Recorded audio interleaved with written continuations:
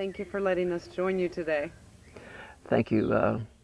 I'm not sure how interesting it'll be because sometimes it's like life is a bit random, but when I look back on it, it's really not random at all. And a lot of learning curves have come out of living in Belize for 30 years and trying to carve a ranch out of the jungle and a hotel out of the jungle.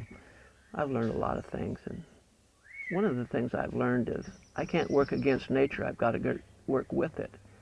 So if I make that assessment that I've got to work with it, then I have to preserve it. And so I have to worry about things like the jaguar. I've had an experience of 25 years almost living with a jaguar. Every day I've had an interaction with my jaguar except the few days I've been on vacation. So it would be nice if other people could experience that as well. Anyway, I've been privileged, and I'm going to try to do my little part toward keeping jaguars living in Belize so that other people can have that opportunity. So here we're blessed to be with Tika, the jaguar that he's obviously taken exceptionally good care of. For I'm actually in this space too, and she looks quite content. So welcome to visiting Tika. And you said that you were cutting out part of the jungle to make this beautiful place, which by the way is called Banana Bank, just outside of Tea Kettle, not too far from Belmopan in Belize. And what did you mean by that? When you bought this, was this all jungle? Well, it had a thousand cattle on it, but the cattle were just running intermittent. There were guys working with machetes cleaning pastures. They didn't use tractors and bush hogs to clean pastures, and the jungle comes back twice a year at least, so they got to chop it. They had about 30 guys with machetes, and they would measure off 100 yards, and they'd have to do so much in a day. And then if they worked really hard, they'd make $1.50 Belize a day. So starting with that, now we've changed the whole process. Life has changed, and now we're doing tractors and planting domestic grasses and all sorts of things to improve the carrying capacity of the land. So it looks like you've done one heck of a job. We're going to see the rest of the grounds here shortly. What made you choose Belize to come to? Well, it's a very unique thing because it's something called serendipity, and when you learn the term serendipity, that just means I didn't know it was going to turn out this way. Basically, we'd like to think that we plan our lives, but usually we don't. And I had a friend that read a National Geographic's article, 72 issue, has a story called Belize, the Awakening Land. He thought he could grow corn here. And and then a few months later, why, an attorney friend of mine called me and said, I have a client in McLean, Virginia, wants to sell a property called Banana Bank in British Honduras, and I just felt an urgency to call you and tell you about it. He had no way of knowing we'd been talking about British Honduras. And so we talked for 10 minutes, hung up the phone, called the airlines, and came the next day. The next day. The Wow. very next day. And a couple weeks later, we bought 8,000 acres of land and 1,000 cattle. And it was quite a move from, I was living in western Kansas. It rains about 13 inches, and here it rains 90 inches a year. So it was a big change, big difference. I would say so. I say that you definitely believe in serendipity. You must have a tremendous amount of faith. Yeah, yeah. I've run through a lot of turmoil of every kind.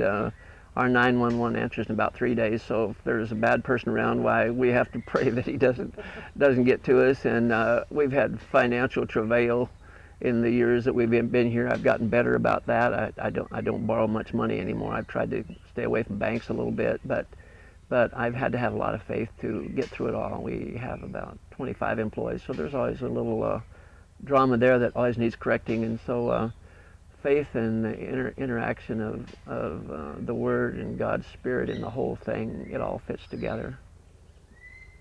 Sounds like you definitely live your faith. When you moved here, did you move here with your family? Yeah, my wife Carolyn, and who happens to be one of the better artists in Belize. She's a realist painter, and she records a lot of history and artwork. But my two daughters, Lisa and Victory, were 9 and 12 when we moved here. And when we came here, we brought our suitcases packed and everything packed. We intended on staying, and that was our goal. On the human side, I love the weather. I love the idea of getting a chance to be a pioneer. I love to do a new thing. I love to be on the cutting edge, and that means developing the property and developing mankind around me as much as I can, whether they be older persons or my neighbors or my workers or what. Try to be a part of upgrading upgrading their existence, their life. I think you've done a tremendous job from everything I've seen here. So I have to ask you, what did your children think of moving to Belize? Um, I kind of sometimes I look this way because Tika and I are really good friends, but my trust is only up to about 8.5 on a 10 scale, and so I Now keep he tells me. I keep Now he keep tells my me what eye we'll on her hear. a little bit. I don't think she'd eat me, but I wouldn't want her to eat me either. My kids, how did they get along? Well, they left their friends and everything, and so they felt a little bad for a while, but they were young and able to get along, and they were touching nature and touching their friends. Nature carried over where their friends didn't, and pretty soon they made the same friends here that they had there, so life went along fine. They adjusted, I guess.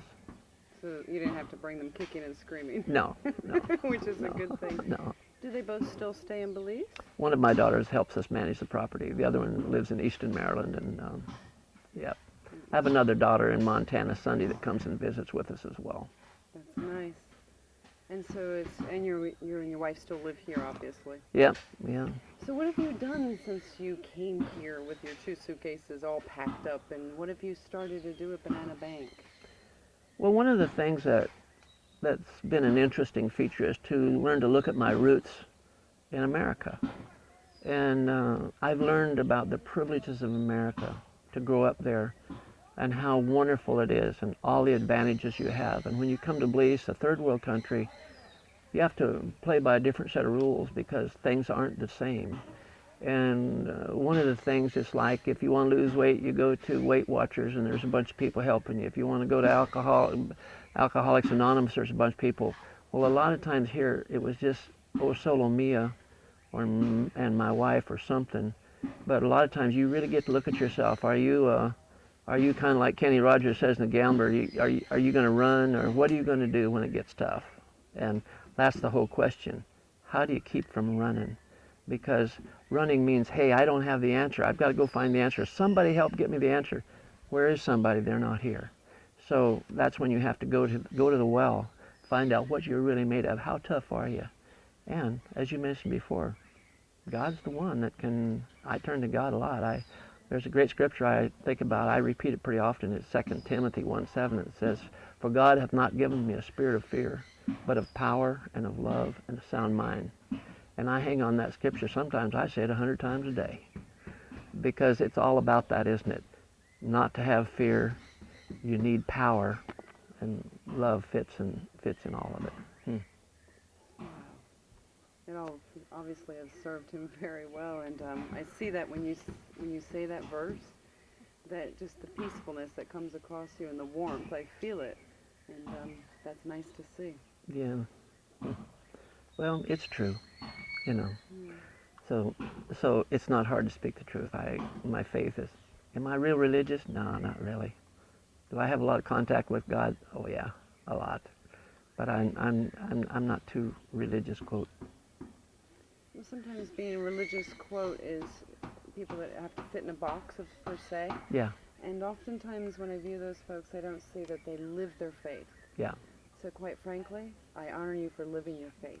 Well, part of it's the test, and if you pass the test, you try to. If you're really serious, if you're in travail, you will use. If it worked for you last time, you're going to do the same thing.